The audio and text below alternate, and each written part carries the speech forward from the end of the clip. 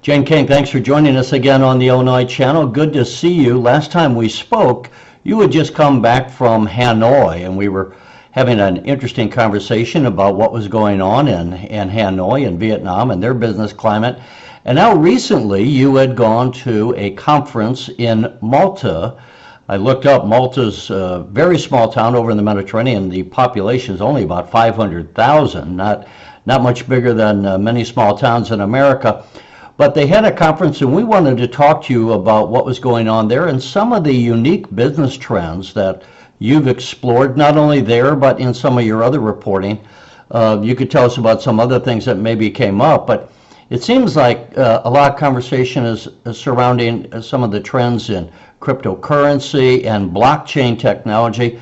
And I think these are interesting in a way because so many people who are in business today are just completely unaware of what are these technologies, what are people talking about them in terms of what the potential might be. So that's why we wanted to have a bit of a conversation. Why don't you tell us, what is this conference, the AIBC conference that you attended in Malta? I think it was in October, if that's right. Yeah, it was actually early November, so it was the first week in November, and AIBC, so it was Artificial Intelligence Blockchain Summit. It was put on by Sigma, which is a Maltese-based company that really kind of made their name in gaming, in iGaming, which is another area that Malta has really excelled in. And so they decided to expand to other emerging technologies like artificial intelligence, like blockchain, even esports, some other things as well. And they held this conference in Malta to bring together leaders in the industry, thought leaders, company CEOs, obviously great place to network. There were a lot of panels and speakers that were very interesting as well. So, and Malta has, ever since the Great Recession in 2008, has decided to kind of plan their own trajectory and really be on the forefront of cutting edge technology. So they're known as Innovation Island or Blockchain Island, or some of the things. They were really the first country, or at least among a handful of countries, that embraced this technology. And they're really going for it. You know, it's an EU country, so it is a member of the European Union, the smallest member of the European Union. It's a nation, island in the Mediterranean, about an hour south of Italy and a few hours north of North Africa. So it's a beautiful place, tons of history. Paul from the Bible wrecked a ship in Malta, talks about it in the Bible. They've got the Knights of Malta, walled cities, a medieval kind of feel to certain parts of the island, and it was just fascinating both to see that old and the new together, kind of intermixed at the summit. Let me ask you, when you were there, how long did you stay there, and what did you learn, or maybe you didn't learn anything particularly new, but sometimes it's more to the extent that things are developing or trends are going forward more than what perhaps one realized before. What did you pick up from the conversations and interviews that you did while you were in Malta? Well, the conference was 2 days, and I was there 3. So I wanted to plan an extra day to sightsee in Malta. And then I spent most of the other 2 days at the conference doing interviews. So like any conference, the guests range from huge thinkers, tech and crypto and blockchain entrepreneurs, to just kind of some strange people. So it was the whole gamut there that was at Malta for this conference. But I think, you know, it's a couple things. First of all, one thing I've noticed about this industry is that everybody's happy. This is an industry that's had its rough moments. We saw what happened. Of course, blockchain is the technology behind Bitcoin. We saw what happened with Bitcoin, huge run up in 2017. It's cratered since then, never recovered. It's kind of tried a little, but never really fully recovered. But the people that are working in these industries, I feel like, even though there have been struggles and difficulties, they've really felt like they're changing the world, and they're happy because of that. And so that was just an observation that I made. And just how, like, they're using these technologies to apply to efficiencies in existing companies as well as new companies that are coming up with artificial intelligence and blockchain as well. And these two technologies have the potential to solve a lot of the world's problems, and also, could make some money in the process. Let's talk just on the terminology. When we say blockchain, still a lot of people haven't wrapped their head about what that is. Can you explain to us, just give us a cursory version of what is blockchain? So this whole kind of this whole blockchain, so to speak, this string of nodes, each node is contributed by a different person. So the idea is that it's transparent. Everybody has seen what's before them on this line of code, and it's contributed to by so many different people that it's unhackable. So that's the feeling, that's the philosophy, at least, of blockchain. And it can be used for a variety of things. Like, as I mentioned, it's technology under Bitcoin. So it can be used to develop cryptocurrencies, which allow you to kind of tokenize a lot of different things. Artwork, buildings, companies, that democratizes the financial process. So if you wanted to own a little piece of a Brooklyn apartment building, you could do that through blockchain, where you probably couldn't do that the way the world exists now. So that's basically what blockchain is, and it has the potential to revolutionize things and also make businesses and governments operate more efficiently.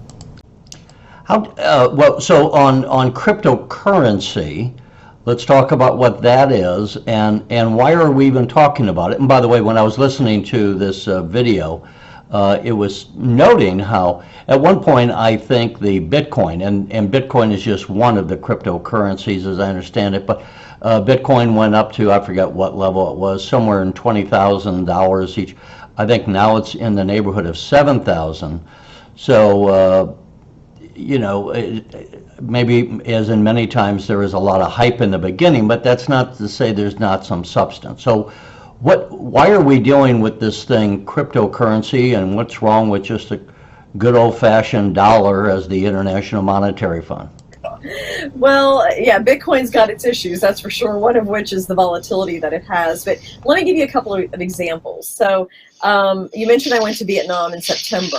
So I went to my bank and I got 100 US dollars worth of Vietnamese dong. And it took them 3 days to get me that. And then I was constantly trying to, on the way, figure out how much dong am I going to need, how much it's going to cost, how much cash do I need. I didn't want to get more than I needed because I didn't want to walk around with a bunch of dong when I got back to New York. So I was trying to kind of make this judgment. Same thing that happened when I went to Malta. Now, Malta uses euros, but I did a swing through Turkey before I went to Malta. So they use the lira as well as the euros, but more the lira. And I always had to kind of calculate how much lira am I going to take. I had to stop at an exchange place, pay a bunch of fees, get more lira. And if there was some kind of digital currency that was global, that most countries could agree upon, then that would help solve those fee issues. It would make the whole process more streamlined, and you wouldn't have all these kind of issues with currency exchange. Now, this may be a generation or two in the future, but it is kind of a hassle to go through all the currency exchanges and try to work on that. So that's one real world application to cryptocurrency. When we look at cryptocurrencies, how would you assess to what extent is that just a talking point at this time, and people can push it to the back burner, and with all the other things they have to focus on, not focus on that now? Or if you said, for those business people watching, between the trend in cryptocurrency or the trend in blockchain, if they had to focus on one of those, should they pick one or the other, or is it important that they, at this point in time, follow both? Well, I think that companies are adopting blockchain much quicker than cryptocurrency. I mean, with cryptocurrency, you have to completely change the way people think and what they're used to. So that's going to take a while, and it may be younger people who are used to doing everything on their phone. They're not used to having dollar bills in their wallet, and they're just, can adapt to this more easily than we can, who are like, well, I need cash, I need dollars. But IBM is using blockchain, Deloitte is using blockchain. A lot of accounting firms are using it. There are governments using it. Malta, for example, has its government on the blockchain. So it streamlines the process in terms of getting driver's license, for example, or housing permits or things like that. You can very readily share that if you need to share those records with somebody else with the blockchain. You know it's not hacked. There's a company in India that is putting 7 different things on the blockchain. It's just India, but India is famously bureaucratic and has a corruption issue. And so this is a way to check out if somebody really got the degree from the university that they said without having to make a phone call. The blockchain can tell you that. Car permits. I mean, where was your car? How was it owned? What kind of floods or whatever did it go through? So the blockchain, I feel like, can establish more transparency and make things just operate quicker. What were some, aside from the blockchain and the cryptocurrencies, what were some of the things that you thought people were focusing on? To what extent are they following the trade talks between China and the U.S. or other issues? What were some of the major themes that you were picking up on while you were there? Well, I interviewed only actually 2 U.S. citizens. Actually, one of them was Canadian. But almost everybody there was either from Asia or Europe. And I definitely think Asia is ahead of the U.S. in this space. The American was a lawyer based out of Los Angeles who focused on blockchain and cryptocurrency regulation, and he talked about how behind the U.S. is on this, but how the U.S. government has made progress in the past year. Switzerland, Malta, China, South Korea are really way ahead in this area, and they seem to be adopting it much more quickly. So that was a big takeaway that I got. Now, I interviewed an interesting company, it's an Italian company called PhotoSearch, and they happened to actually win the startup pitch contest. And they certify photos and videos. So in an age where we're getting into media where you can Photoshop, I don't know, bombs somewhere, or President Trump doing something to the Chinese president, or saying something in video, this company actually certified that, making sure that it happened when it did, that the people in it are real, it hasn't been doctored. And I thought that was a really interesting technology that news organizations and viewers could certainly use. Is there an impression among the international business community that you associated with in your trip there that the United States is falling behind the rest of the world in various ways, and to what extent is that a legitimate observation, and to what extent are people just wanting to speak poorly of the rich kid on the block because the United States still dominates the world in some ways? I think that, by the way, even the American lawyer did say we're behind on this. Now, I remember watching a blockchain cryptocurrency hearing a couple of years ago and being like, wow, they know nothing about, nothing about this industry. And then another one that was actually the Facebook Libra hearing that happened over the summer, and could definitely tell that they had gained in terms of what this is all about. And so I think the U.S. is getting there, but I think they're a little bit behind. We are behind. I just, and I think the U.S. is still admired in terms of business. I think the best research is going on here. I mean, have you seen what's going on at MIT in robotics? I mean, it's amazing. And Stanford. And so I think those big institutions, what Google's doing and all that at this particular conference is still widely admired. But I think there's a lot of countries that are just a little more flexible. And they're not always countries you'd expect. Estonia. I mean, I didn't meet any Estonians there, but they're all digital. The whole government is all digital. So like these small kind of nimble countries are really adapting to this quickly. Of course, when some of these countries, I don't know the population of Estonia, but as we said, Malta's population is about 500,000, about the size of a mid-sized town in the United States. So it might be a lot easier for a small country to adapt to digitization. They don't have the multitude of systems from, let's say, as in the United States. From my coverage of the Illinois state government, I mean, there are like 4 or more computer systems just within inside the Capitol. So it goes to show some of the complexity. Have people also another trend that I don't know that this was any part of the Malta trip, maybe it was.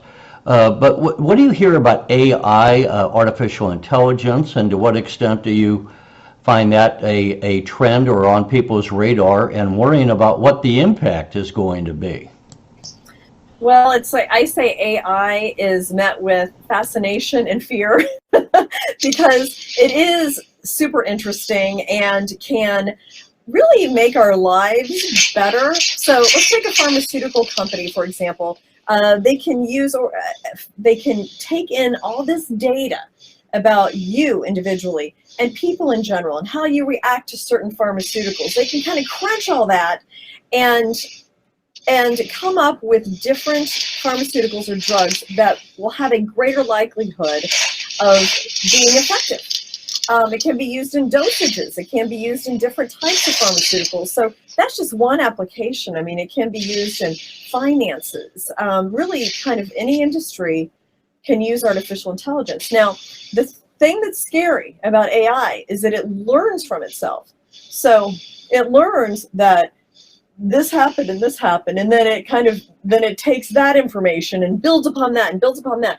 And that's why you hear people get a little nervous about this computer system kind of going haywire and starting to just take over things, because I mean, we're not there, but 100 years from now, I mean, we may have computers that can kind of just outthink everything. I mean, Amazon's talking about getting into quantum computing super fast. They can do all these kind of different mathematical models. I mean, it's unimaginable, really, where this could go. So we got to be really careful.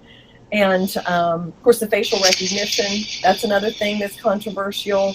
And privacy, these are all huge issues that need to be addressed.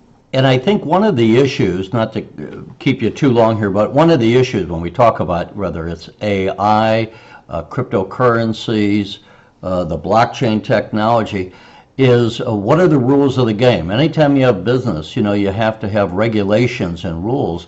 And am I correct in saying that that's one of the focuses on these issues? Is what are the rules, and people in business as they enter, especially if they have to spend millions of dollars to tool up, so to speak, they want to know, well, what can we do, what can't we do? We don't want to invest and then have some major country pass a law that invalidates all of our investment. That's right. Well, and that kind of happened in blockchain. So there were a lot of investors in initial coin offerings, ICOs, and some of them were scams. Some of them were legit businesses trying to make it. And it just got to be kind of a Wild West situation. So those really aren't happening in the US anymore. And the people who invested early on have lost their money in many cases. So that's, I think, the risk you take. But sometimes when you get in on an early technology like that, that's an early mover. You do have those risks that things are going to change. I think we're seeing that in cannabis as well. But I feel like the government's starting to get a little, put a priority on this, although Washington could be doing more for sure. When we talk to you, people may or may not be familiar with you, but you do market reports daily. You're coming to us from the NASDAQ stock market there in New York City, but you do live shots just as we are talking live, and you'll talk to reporters or the morning news teams doing local news around the country. When you focus on the issues that you focus on right now as we speak, the president is just closing out at NATO, and he's on his way back, I understand. At the same time, we have an impeachment hearing underway in Congress that some people take seriously, others not so much. How do you decide when you report on to your local audiences, to what extent do you factor in these stories, and to what extent, or do you find your audience is not really concerned as much about those kind of reports because they're going to hear from that from different other sources? Well, the president, made news at the summit talking about maybe a China trade deal won't happen until after the election. So we saw what happened to the stock market. So everybody's interested in that. The impeachment hearings we talked about for one day, and they were really kind of non-event for the market. So we haven't been talking again. I mean, those mornings are geared toward people who are not experts, and a lot of in middle America. And so I did a story today on how 61% of Americans actually kind of dread the holidays because of the financial burden involved in them. And this is especially true with millennials and people with kids under the age of 18, which I'm one of those. And so that was the most popular story of the day today, because I think a lot of people can relate to that. I mean, you got toys, you got all this pressure and parties, and you got to look good and, buy a big meal and all this stuff and try to save money for college and retirement all in the same paycheck, the same month. So I think a lot of Americans still trying to figure all that out and how to make ends meet every month. Well, we know you're always busy, and you just finished your morning stint, so to speak, and you've taken the time to speak with us, which we appreciate. What time do you actually go into work every day? For 2:30. That's a.m., by the way. So I get up early, recording at 4:30, and finish my last live shot by 10:30. So it's compact but busy. Well, we appreciate you taking the time to speak with us today and to share what you learned in Malta. It's always fascinating to talk to you, and there's so many of the things that you learned. We look forward if we can do it again at some point in the future, but we hope you have a lovely day, and Merry Christmas if we don't have a chance to talk to you before then. Merry Christmas to you.